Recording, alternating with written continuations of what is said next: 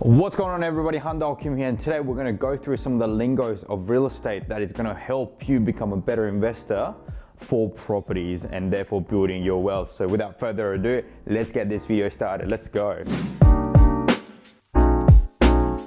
If you're coming into commercial or residential real estate, you're going to find that there's a lot of roadblocks to actually getting into doing these, and actually doing the investment without knowing all of these lingos and the jargons within the industry can actually be very, very difficult for you. So in today's video, we're going to be going through some of the lingo that's going to be helping you to become more familiarized with the industry. First word that we're going to look at is property. All right, what is property? What do we talk about when we property? Well, property predominantly divides into two categories.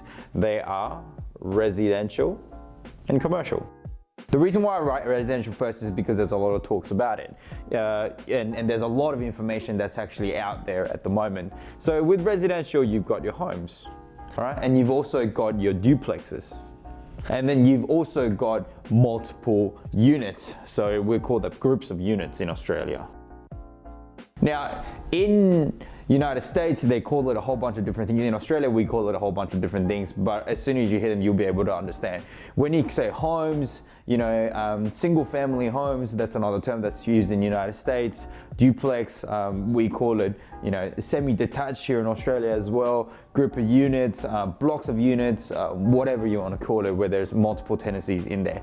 And there are some house hacking opportunities where there are multiple, what we call tenancies. Tenancies are spaces that you can occupy as a tenant, as an occupant of the property. What about commercial properties? Well, when commercial is a little bit more straightforward, you basically got retail, you got industrial, which is your warehousing. I think that's a really easy way to do it. Retail are your shops, industrial is your warehousing, and then you've got your offices. All right, and something really interesting is land, but for the purposes of this video, we're not going to be discussing so much about what land is, because to discuss lease and rent, we need to actually have some income coming in through the property that you've got, and land more often than not doesn't really generate much rent, and the tenants or people who are going to be leasing or renting the property isn't as readily available as some of the other properties that have what's called an improvement. Improvement means there's a building on it. So in terms of the land, it really depends, whether it's agricultural or it's development. And the development can really break up into two sections. You've got your residential developments, and that could be just straight up, it could be homes, group of units, duplex, or even apartments, right? And then you got your commercials, which then can be developed into retail, industrial, and offices as well, which is quite interesting. So let's actually keep our discussion today focused, and we're just going to be sticking to these properties here. And what we know about these properties is that they can be rented out. Lease or rent means that there is income that you can generate through the property, and that is really important for you as a real estate investor. Okay, so that's pretty straightforward. That basically says, hey, you are a landlord, we're going to agree to pay you some rent every month, every week, whatever the arrangement is, and hopefully that amount of money will make your investment viable. So before we get to the lease and the rent section, let's actually discuss mortgages. Okay, what is a mortgage? Mortgage, well, this is how mortgages work. You basically, let's say there's a property, right? And it could be any one of these things, like I said, and the property was valued at $100,000, right? And then let's say, for the sake of this argument, you need a 10%, what we call a deposit, and I will go through what everybody else calls it as well, down payment, all right, equity. Now, the word equity has a much more expansive definition, but that's what they call it at the beginning as well, because technically it is equity. So in this situation, you'd have to pay $10,000, right? That's your money, all right? And that's cash, not rock hard cash, but it's sitting in your bank account as money that you can spend, right? And then what you're going to do is the bank, right, is going to give you that $90,000 so that you can buy this property. This percentage here, 10%, is called the LVR, the loan to value ratio, or LTV. the loan to value ratio. So United States call it LTV, in Australia we call it LVR. So at 10% loan to value ratio, well, in this situation, LVR would be 90% because the loan to value ratio, the loan is the 90% mark. So that's basically how it's going to be. So this portion here, the bank portion, is called a loan. Or in our situation, it's called a mortgage. All right, so let's put it this way. What does then equity mean? Equity, right? I'll tell you why it's more expansive, because deposit and down payment is what you do, what you put down to actually begin your investment, whereas the equity is basically the amount of money, the value that sits within the asset you own that does not include the amount of money that you loan from the bank. So let's say this property value here, let's say after about a year, the property value jumps from 100K, jumps up to 120K, right? And you also pay down the loan. Paying down the loan means when you pay the mortgage back, you can pay the interest and the principal. And because you're paying interest and principal, you are going to cut down on the principal amount that's owing, and the interest rate will be calculated based on that principal. So let's say you pay down the principal, and then now owing on this property is not 90,000, but in this new situation, it's only the mortgage is only, let's say, $80,000, right? Then the gap between these two, right, is going to be $40,000.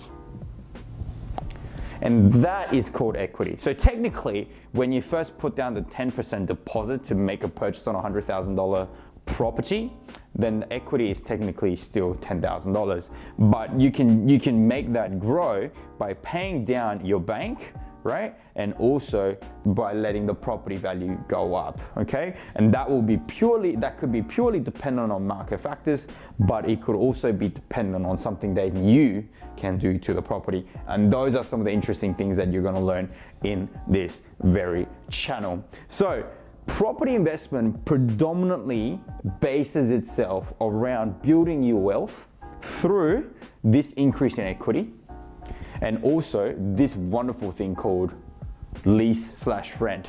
That is cash flow. All right, let me tell you why it's called cash flow.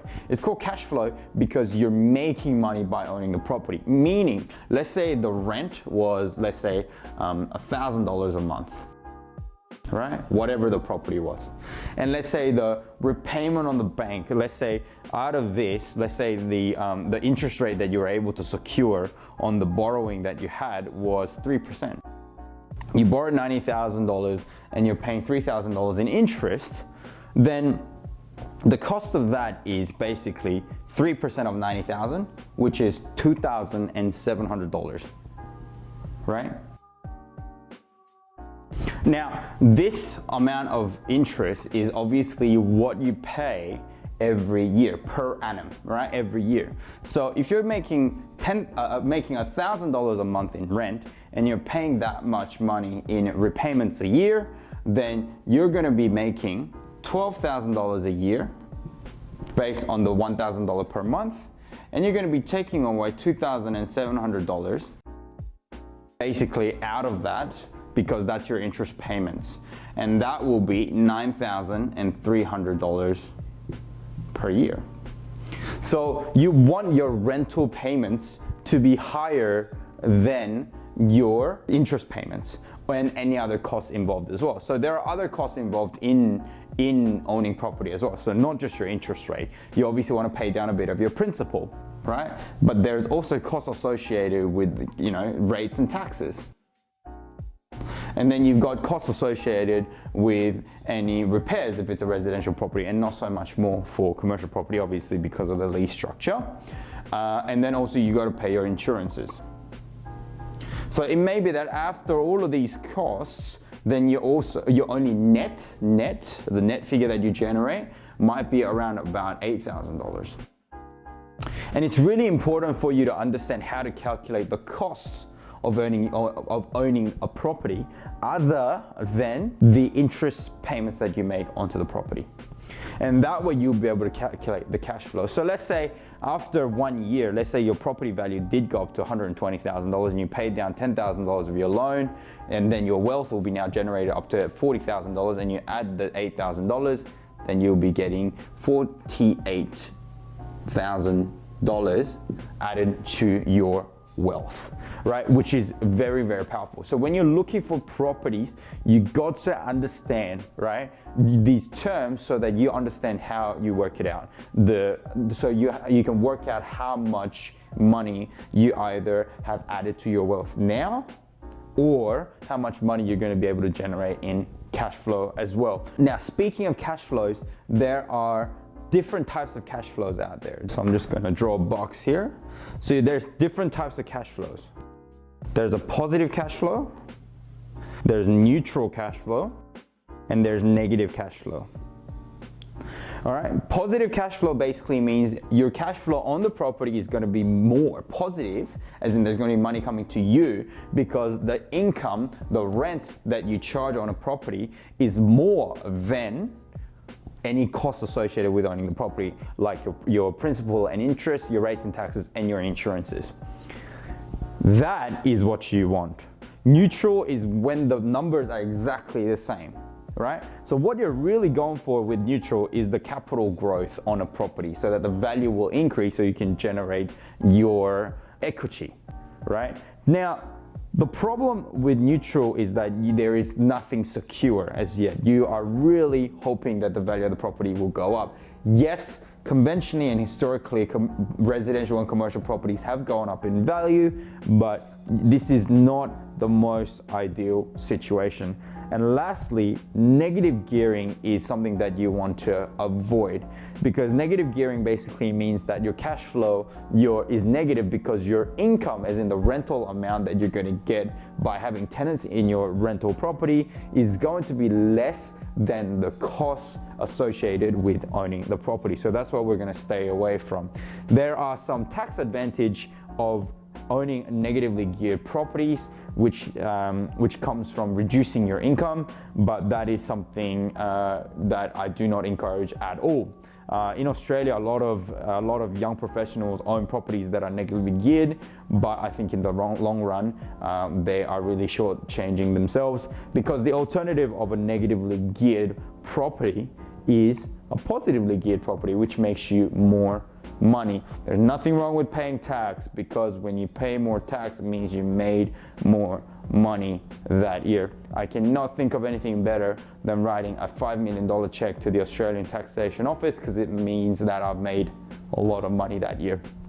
So that's the thing about positive cash flow. So when you are looking for investment properties, make sure that you're going to have a property that generates cash and that has potential for growth, because they are the two very, very prominent money generators for your investment property. Some of the things that you can look out for, first of all, is if you cannot understand how the market is going, at the very least, look at how much your property is selling for, and then also look in the area for properties that are up for rent, and find out how much these properties that you'll be buying in the same configuration, number of bedrooms, the type of property that it is, if it's a commercial property, and how much they are leasing out for in the area before you make the purchase, so that you can marry up the return that you can get from the cash flow and the loan repayment that you need to make based on the purchase you want to make on a type of property.